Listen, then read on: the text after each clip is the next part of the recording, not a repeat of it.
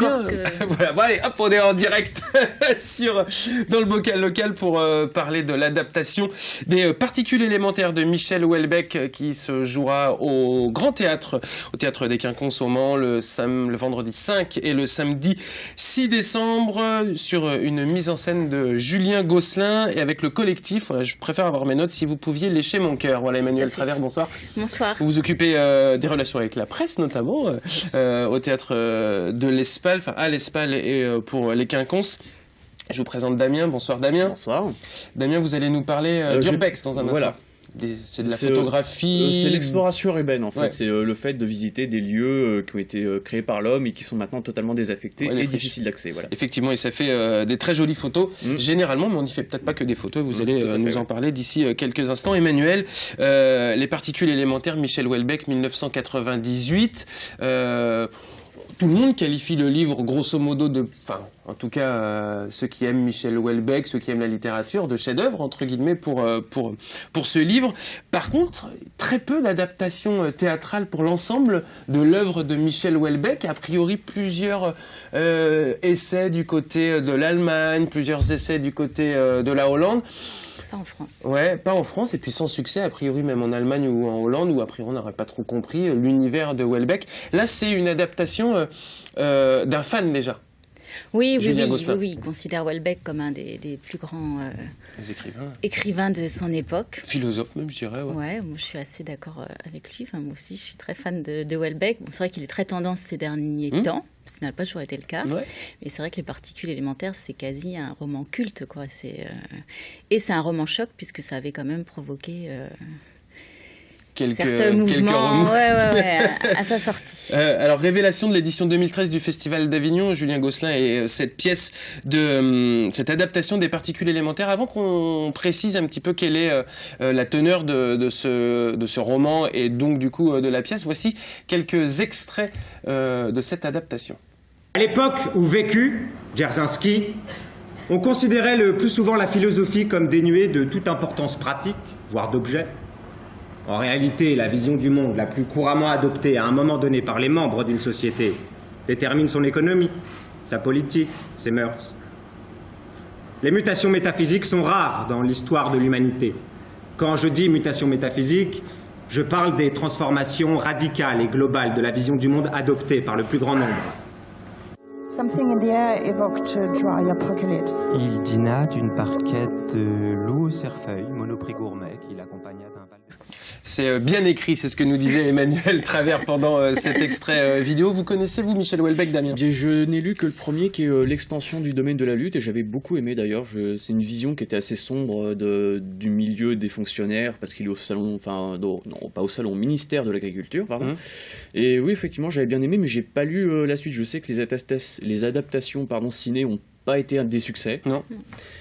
Mais il faudrait que j'en lise davantage d'ailleurs. Mais c'est vrai qu'on assiste, Emmanuel, aux fans de Houellebecq et aux détracteurs de Houellebecq. C'est quelqu'un qui ne fait pas consensus en tout cas. Tout à fait. Mais là, en ce qui concerne la pièce, vraiment, qu'on ait lu ou pas Houellebecq, qu'on aime ou pas, je pense qu'on peut que aimer cette pièce parce que c'est vraiment une... C'est long, hein, c'est une pièce qui dure 3h45 avec entracte, mais il n'y a vraiment aucun moment... de temps mort. Il n'y a pas du tout de temps mort. La scénographie utilise plein de moyens pour raconter le récit, de la vidéo, de la musique en live, de l'écriture. Enfin voilà, il y a plein de choses. Ça bouge sans arrêt. Et voilà, enfin ça a vraiment créé l'événement à Avignon 2013. Toutes les critiques sont élogieuses. C'est une grande chance qu'on a de pouvoir recevoir cette pièce. Ça n'a pas été simple. On s'est battu pour la recevoir. Donc, quand on est révélation de l'édition du Festival d'Avignon, on imagine qu'on est un petit peu demandé par la suite. C'est ça. Voilà, ils sont en tournée, ça n'arrête pas.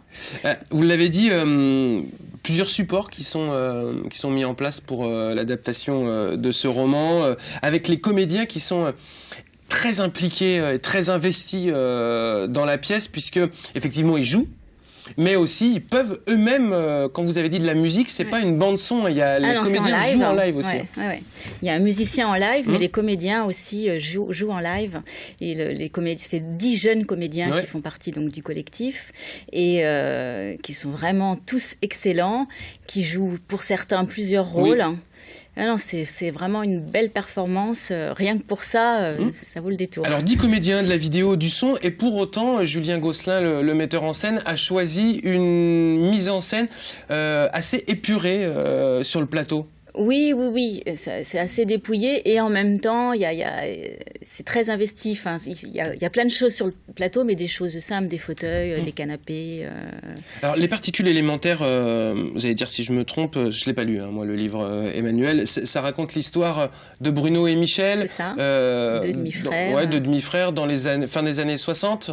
Oui, au début des années 70. Et, au début, ils sont nés en fin des années 50 et on voit leur parcours, leur enfance. Qui dépeignent leur monde et leur vision de l'amour aussi. Et choses comme ça. Donc ces deux demi-frères, Michel et Bruno, qui ont été élevés sans se connaître quasiment. Et leur mère était une femme très très libérée, mais là, vraiment dans toute sa caricature dans la pièce, vous verrez. Et du coup qui a donné peu d'amour ou même pas du tout à ses enfants, qui s'en est pas du tout occupé, qui ont été élevés par leur grand-mère, etc. Et tous les deux, ils en sont difficilement remis. Alors vraiment, ils sont très opposés. Deux parcours différents, un littéraire, un scientifique. Voilà, un scientifique, Michel, qui n'a pratiquement pas de relation humaine, que ce soit amoureuse, amicale, sexuelle, sa vie, c'est la science, voilà. Et Bruno, qui lui est complètement obsédé par le sexe, mais qui ne vit pas grand-chose non plus d'épanouissant en tout cas. Qui est professeur de français, lui. Qui est professeur, qui a des aventures avec ses élèves, ses jeunes élèves, qui essaient d'en avoir. Mais c'est Houellebecq dépeint toujours une sorte de monde... comment dire, je ne sais pas si on peut dire sombre, Damien, non, oui, c'est pas ça. Si, c'est une vision de la société occidentale très, très noire, très sombre. C'est sa vision à lui. Mais oui, c'est très sombre. Après, ce qui passe bien, et là, vous le verrez dans la pièce, c'est que la pièce conserve, Julien Gosselin conserve vraiment le cynisme et l'ironie de l'auteur. Donc, ça fait passer, parce qu'il y a des choses très, très dures qui sont dites. Et l'humour fait passer tout ça. Houellebecq ne mâche pas ses mots, effectivement. On a aussi tendance à le considérer un peu comme un poète, tout à également, fait. C'est pour Michel ça que Houellebecq. malgré que ça soit noir, son écriture est très, très agréable, parce que c'est vrai que c'est un poète. Et là, vraiment, Julien Gosselin retranscrit tout ça. Il a fait une découpe du texte vraiment admirable, parce que bien sûr, il y a des pans de l'histoire qu'on ne voit pas, qui ne sont pas mis en scène. Et on imagine que déjà, il faut couper un peu, parce que 3h45... Voilà. Mais vraiment, il a fait un choix de découpage très judicieux. Il garde vraiment l'essence même du roman. Et il reste très très près de l'écriture du roman. Aujourd'hui, 3h45 pour une pièce, Emmanuel, c'est un format qu'on retrouve habituellement ou...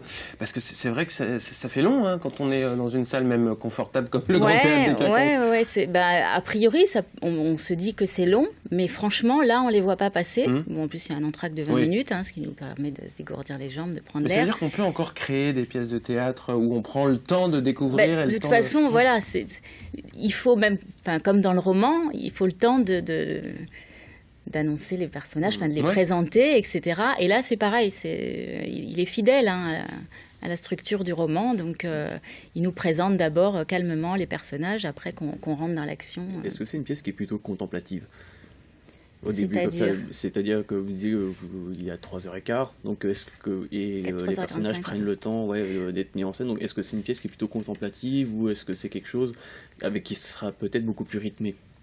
Non, c'est très rythmé parce que déjà, ce que je disais tout à l'heure, la scénographie, il se passe plein de choses, donc c'est très très rythmé. D'accord.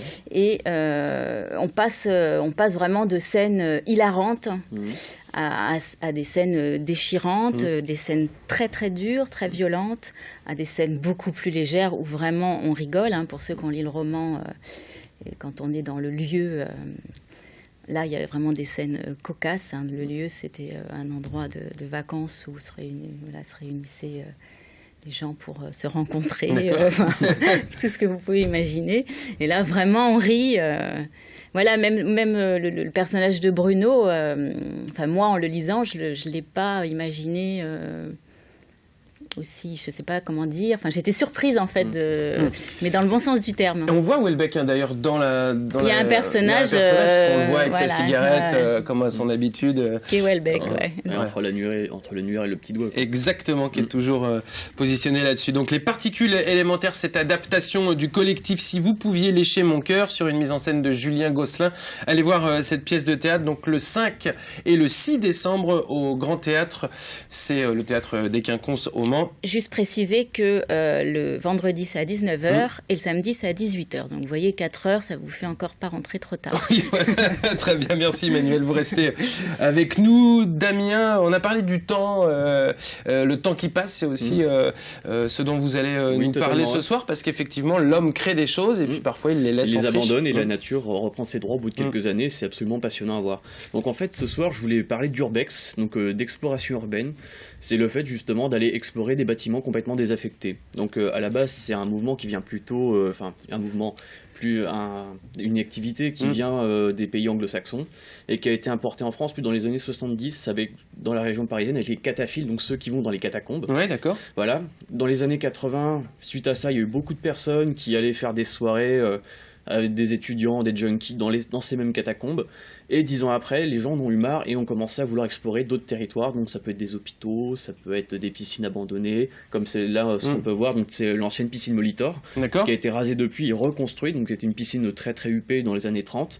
Et ensuite, deuxième photo, alors ça c'est encore autre chose, c'est la petite ceinture. C'était une ligne de métro du 19e siècle. Et donc là, la gare qu'on voit ici, c'est une gare qui a été réhabilitée depuis en salle de concert, c'est la Flèche d'Or. D'accord. Voilà.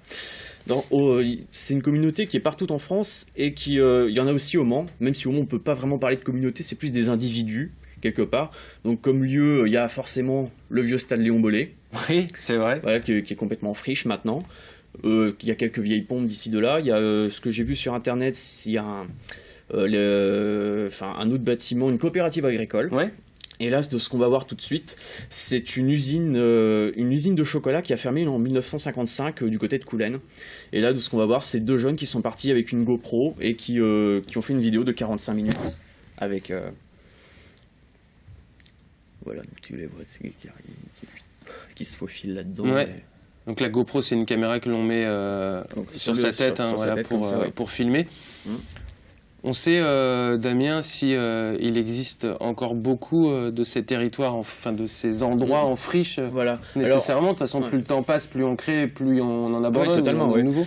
Ce qui est en région parisienne, par exemple, c'est des lieux qui commencent à être vite connus, donc vite tagués. Ouais. Et même si une des règles de l'urbex, c'est de laisser les lieux tels qu'ils sont et de rien de piller ni quoi que ce soit, on peut souvent tomber sur des mauvaises rencontres, des junkies, des populations qui squattent un petit peu ici, qui sont pas forcément très accueillantes. Alors, en même temps, si on vient les déranger, c'est un peu compliqué. Mais... Ouais. Et il y a aussi ceux qui font de l'airsoft et du softball qui en font souvent. Je sais que par exemple du côté de Cergy, il y avait le tout premier parc d'attractions en France, Mirapolis. Cergy-Pontoise. Voilà, où maintenant c'est devenu une base militaire et un lieu d'airsoft. Alors l'urbex, donc pour finir, c'est quelque chose, en fait, il y a un vide juridique. C'est-à-dire que si vous rentrez par effraction dans un lieu mais que vous n'y commettez aucun délit, on peut rien vous dire. Quelque part, on vous dit juste sortez, c'est pour une propriété privée. Mais par contre, c'est quelque chose auquel il faut faire attention parce que ça peut être dangereux, une planche vermoulue, on tombe, ce genre de choses, et ça nécessite un certain équipement, des lampes frontales, des cordes, un portable, ne pas y aller seul surtout. Donc voilà. Il y a des règles à respecter, quand même. Voilà. Et pour finir, s'il y a des gens que ça intéresse, il y a un très très bon site qui s'appelle tout simplement urbex.me et qui avec des photos qui sont absolument magnifiques. Il y a notamment, je crois que ça doit être du côté de Détroit aux États-Unis, où il y a de moins en moins de personnes et où il y avait des grandes usines de voitures, de véhicules à l'époque qui sont de plus en plus en friche, des centres commerciaux également. Et sont aussi le stade qui avait accueilli le premier match de la Coupe du Monde 94, le Detroit Silverdome, qui est maintenant complètement à l'abandon depuis 8 ans. Très bien, merci beaucoup Damien donc pour ce focus sur l'urbex et cette exploration urbaine. Donc si vous aussi ça vous passionne, allez donc sur ce site que Damien vous a proposé, urbex.me, et puis suivez évidemment aussi les consignes de ne jamais y aller seul. Faites attention quand vous y allez et surtout prenez de belles photos, c'est aussi pour ça qu'on y va. Merci beaucoup Damien, merci beaucoup Emmanuel Travers. Je rappelle donc cette adaptation du livre de Michel Houellebecq, Les particules élémentaires, un livre de 1998, une adaptation du collectif Si vous pouviez lécher mon cœur, avec une mise en scène de Julien Gosselin. C'est donc le 5 décembre à 19h et le 6 décembre à 18h au Grand Théâtre des Quinconces au Mans. D'ici quelques instants, de la musique avec le label de reggae sartois Irie Heights et un des artistes qui sera programmé pour le 15e anniversaire du label Kifaz, et on recevra également Emeric comme tous les 15 jours pour son coup de cœur musical, qui est un coup de cœur musical et cinématographique ce soir. À tout de suite.